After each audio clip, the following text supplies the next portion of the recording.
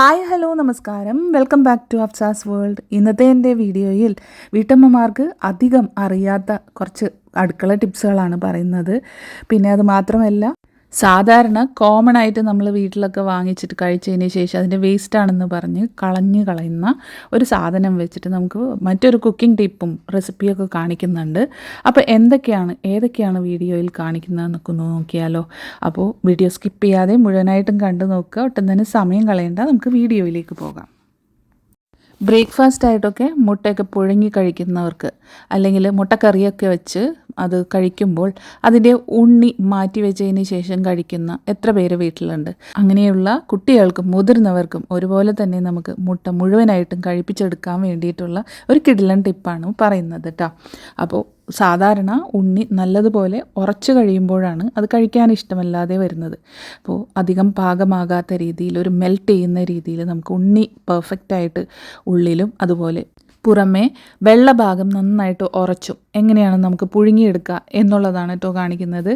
അപ്പോൾ ആദ്യം തന്നെ ഞാനൊരു പാത്രത്തിലേക്ക് മുട്ട എത്രയാണോ ഇടുന്നത് അതെല്ലാം മുങ്ങിക്കിടക്കാൻ പാകത്തിനുള്ള വെള്ളം എടുക്കുന്നുണ്ട്. അത് സ്റ്റൗവിൽ വെച്ചിട്ടൊന്ന് ഞാൻ തിളപ്പിക്കാൻ വേണ്ടി വെക്കുന്നുണ്ട്. ഇനി ഇതിലേക്ക് ചേർത്ത് കൊടുക്കുന്നത് 1 ടീസ്പൂൺ ഉപ്പാണ്. അതോടൊപ്പം തന്നെ 1 ടേബിൾ സ്പൂൺ വിനാഗിരി കൂടി ഞാൻ ചേർത്ത് കൊടുക്കുന്നുണ്ട്. ഇനി ഇത് തിളച്ചോട്ടെ. ആ സമയം കൊണ്ട് ഞാൻ ഒരു ടൈമർ കൂടി സെറ്റ് ചെയ്യുന്നു. വെറും 6 മിനിറ്റാണ് ഇത് തിളയ്ക്കേണ്ടതായിട്ടുള്ളൂ, അതിൽ കൂടരുത് കേട്ടോ. അപ്പോൾ ഈ ഒരു കറക്റ്റ് പാകത്തിന് നിങ്ങൾ ചെയ്ത് നോക്കുകയാണെന്നുണ്ടെങ്കിൽ പെർഫെക്റ്റായിട്ട് ഉണ്ണി മെൽറ്റ് ചെയ്യുന്ന രീതിയിലുള്ള മുട്ട പുഴുങ്ങിയെടുക്കാൻ പറ്റും. അപ്പോൾ ഞാൻ 6 മിനിറ്റ് കഴിഞ്ഞതിന് ശേഷം നേരെ അത് അപ്പോൾ തന്നെ എടുത്തിട്ട് നല്ല തണുത്ത ചിൽഡായിട്ടുള്ള ഐസ് വാട്ടറാണ് കാണുന്നത്. അപ്പോൾ അതിലേക്ക് ഞാൻ ഇട്ട് കൊടുക്കുന്നുണ്ട്. ഇനി ഇത് മുട്ട തണുക്കാൻ വേണ്ടിയിട്ടൊന്ന് വെയിറ്റ് ചെയ്യണം, അത്രയേ ഉള്ളൂ. അപ്പോൾ ഇത് തണുത്ത വെള്ളത്തിലേക്ക് നേരിട്ട് ആ ചൂടുവെള്ളത്തിൽ നിന്ന് ഇടുന്നത് കൊണ്ട് അതിൻ്റെ ആ ഒരു പുറം ഭാഗം നന്നായിട്ട് കട്ടിയാവാനായിട്ട് സഹായിക്കും. എന്നാലോ ഉണ്ണി അത് മെൽറ്റായിട്ട് തന്നെ ഇരിക്കുകയും ചെയ്യും കേട്ടോ. ആദ്യം കാണിക്കുന്നത് ഞാനിത് ആ ഒരു തണുത്ത വെള്ളത്തിൽ കുറച്ചധികം നേരം ഇട്ടതിന് ശേഷം തുറന്നെടുക്കുന്നതാണ് കേട്ടോ. അപ്പോൾ ആ ഒരു ഷെല്ലൊക്കെ അത് പുറം ഭാഗം പൊളിഞ്ഞൊന്നും പോകാതെ തന്നെ നമുക്ക് ഷെല്ല് വിടിയിച്ചെടുക്കാനായിട്ട് കഴിയുന്നതാണ്. ഇനി അതിൻ്റെ ഉൾഭാഗം നോക്കുകയാണെന്നുണ്ടെങ്കിൽ ഒരുപാടങ്ങ് ഉറച്ചൊന്നും പോകാതെ എന്നാലോ വെന്തിട്ടുണ്ട്, മെൽറ്റായിട്ടുള്ള ആ ഒരു രീതിയിൽ നമുക്ക് മുട്ട കിട്ടുന്നതാണ്. അപ്പോൾ അത് പ്രത്യേകിച്ച് കുട്ടികൾക്കൊക്കെ ഉണ്ണിയുടെ ഭാഗം അത് കട്ടിയുള്ളതാണെങ്കിൽ അത് കഴിക്കാൻ മടിയായിരിക്കും. ഇതുപോലെ ചെയ്തു കൊടുക്കുകയാണെന്നുണ്ടെങ്കിൽ മുട്ട മുഴുവനായിട്ടും തന്നെ കഴിച്ചു തീർക്കുന്നതാണ് കേട്ടോ. കണ്ടില്ലേ, ഉൾഭാഗം അധികം ഉറയ്ക്കാത്ത നല്ല സോഫ്റ്റ് ആയിട്ടുള്ള ഉണ്ണിയാണ് കിട്ടിയിരിക്കുന്നത്. ഇനി ഇത് നേരത്തെ പറഞ്ഞതുപോലെ ആ ചിൽഡ് വാട്ടറിലിട്ടതിന് ശേഷം പെട്ടെന്ന് തന്നെ അതിൻ്റെ തണുപ്പ് കഴിഞ്ഞതിന് ശേഷം ഒന്നുകൂടി കാണിച്ചു തരാം. ഡയറ്റൊക്കെ നോക്കുന്നവർക്കായാലും ആ ഒരു ഉറച്ച നല്ലപോലെ വെന്തിട്ടുള്ള ഉണ്ണിക്ക് പകരം ഇതുപോലെ മെൽറ്റ് ചെയ്ത രീതിയിൽ മുട്ട പുഴുങ്ങി കഴിക്കുകയാണെന്നുണ്ടെങ്കിൽ മുഴുവനായിട്ടും തന്നെ നമുക്ക് ഈസി ആയിട്ട് കഴിക്കാനും പറ്റും. അപ്പോൾ ഇത് ഞാൻ ആ തണുത്ത വെള്ളത്തിൽ നിന്ന് ഉടനെ തന്നെ എടുത്ത് തൊണ്ടൊക്കെ കളഞ്ഞെടുക്കുന്നതാണ് കേട്ടോ. ഇനി ഇതൊന്ന് ഞാൻ കട്ട് ചെയ്ത് കാണിച്ചു തരാം. ഈ ഒരു മെത്തേഡ് ഉണ്ടല്ലോ, ഞാനൊരു വീഡിയോ കണ്ടിട്ട് ചെയ്ത് നോക്കിയതാണ്. 100% സക്സസ് ആയതുകൊണ്ട് തന്നെ, അത് മാത്രമല്ല ഞാനിത് ചെയ്തതിന് ശേഷം ഈ രീതിയിൽ തന്നെയാണ് ഇപ്പോഴും ചെയ്യുന്നത്. അതുകൊണ്ട് തന്നെ ഇവിടെ കുട്ടികളായാലും മുതിർന്നവരായാലും ഇപ്പോൾ ഉണ്ണി മാറ്റി വയ്ക്കുന്ന പരിപാടിയില്ല. അപ്പോൾ ഇതാ കണ്ടില്ലേ. അപ്പോൾ എല്ലാവർക്കും ഇഷ്ടപ്പെടുന്ന ആ ഒരു രീതിയിൽ നമുക്ക് മുട്ട പുഴുങ്ങിയെടുക്കാനായിട്ട് കഴിയും. ഞാൻ ഈ പറഞ്ഞ ആ ഒരു ടിപ്പുകൾ മനസ്സിൽ വെച്ചുകൊണ്ട് നിങ്ങളിത് ട്രൈ ചെയ്ത് നോക്കുക.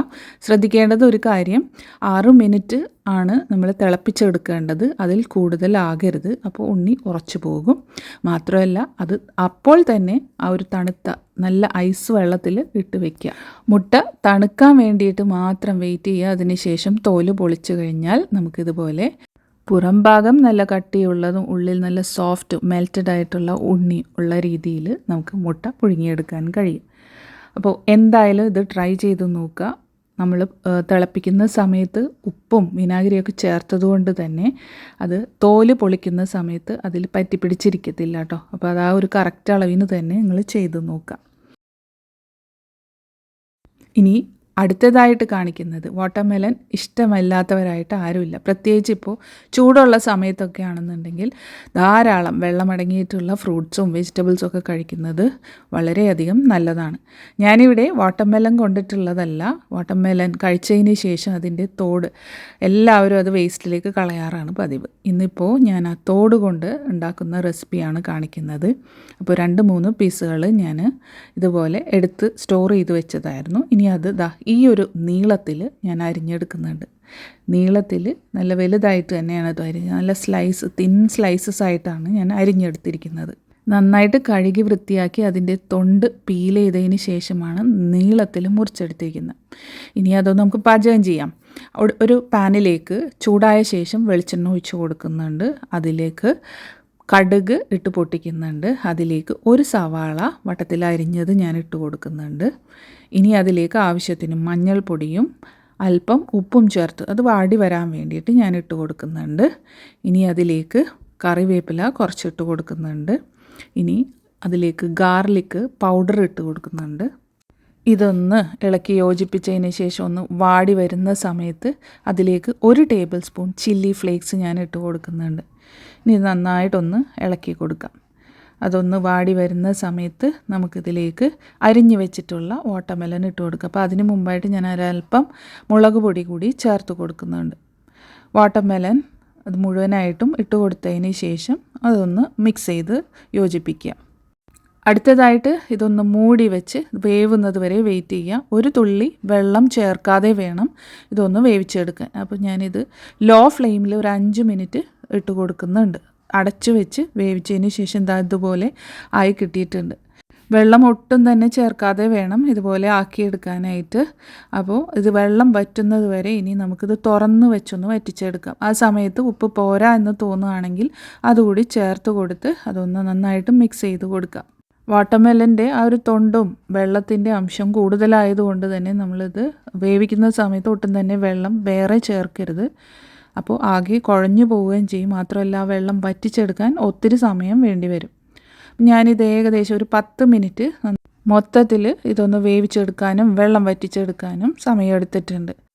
ഇത്രയേ ഉള്ളൂ നമുക്ക് ചോറിൻ്റെ ഒപ്പം കഴിക്കാൻ പറ്റിയിട്ടുള്ള, അതും നമ്മൾ വലിച്ചെറിയുന്ന വേസ്റ്റാണെന്ന് വിചാരിച്ചിട്ട് വലിച്ചെറിയുന്ന ഈ ഒരു സാധനം വെച്ചിട്ട് എന്തായാലും നിങ്ങളെല്ലാവരും ട്രൈ ചെയ്ത് നോക്കുക. വെള്ളരിക്ക, കുമ്പളങ്ങ, പടവലങ്ങ, കക്കരിക്ക ഇതൊക്കെ ഇഷ്ടമുള്ളവർക്ക് എന്തായാലും ഇഷ്ടപ്പെടുന്ന ഒരു റെസിപ്പി തന്നെയാണ്. ട്രൈ ചെയ്ത് നോക്കാൻ മറക്കരുത്. ഇനി ഇതുപോലുള്ള വാട്ടർമെലൺ റിൻഡിൻ്റെ റെസിപ്പീസായിട്ട് ഞാൻ വരുന്നതായിരിക്കും. അപ്പോൾ ഇന്നത്തെ എൻ്റെ വീഡിയോ നിങ്ങൾക്ക് എല്ലാവർക്കും ഇഷ്ടപ്പെട്ടു എന്ന് വിചാരിക്കുന്നു. വീഡിയോ ഇഷ്ടപ്പെട്ടാൽ ലൈക്ക് ചെയ്യാനും അതുപോലെ ഈ റെസിപ്പീസൊക്കെ ഇഷ്ടമുള്ളവർക്കൊന്ന് ഷെയർ ചെയ്ത് കൊടുക്കാനും മറക്കരുത് ഫ്രണ്ട്സ്. നിങ്ങളുടെ ഫീഡ്ബാക്ക്സ് കമൻസ് ആയിട്ട് അറിയിക്കാൻ. അതുപോലെ സബ്സ്ക്രൈബ് ചെയ്യാതെ കാണുന്ന കൂട്ടുകാരുണ്ടെങ്കിൽ ഒന്ന് സബ്സ്ക്രൈബ് ചെയ്ത് കൂടി സപ്പോർട്ട് ചെയ്യാൻ മറക്കല്ലേ. തൊട്ടടുത്തുള്ള ബെല്ലൈക്കൺ ഓൾ എന്നുള്ളത് എനേബിൾ ചെയ്താൽ ഞാൻ ഇനി ഇടുന്ന പുതിയ വീഡിയോസ് നിങ്ങൾക്ക് അപ്പോൾ തന്നെ നോട്ടിഫിക്കേഷൻസ് ആയിട്ട് കിട്ടുന്നതായിരിക്കും. അപ്പോൾ ഇൻഷാ അല്ലാഹ് മറ്റൊരു വീഡിയോ ആയിട്ട് വരുന്നത് വരേക്കും എല്ലാ കൂട്ടുകാർക്കും താങ്ക് യു ഫോർ വാച്ചിങ്.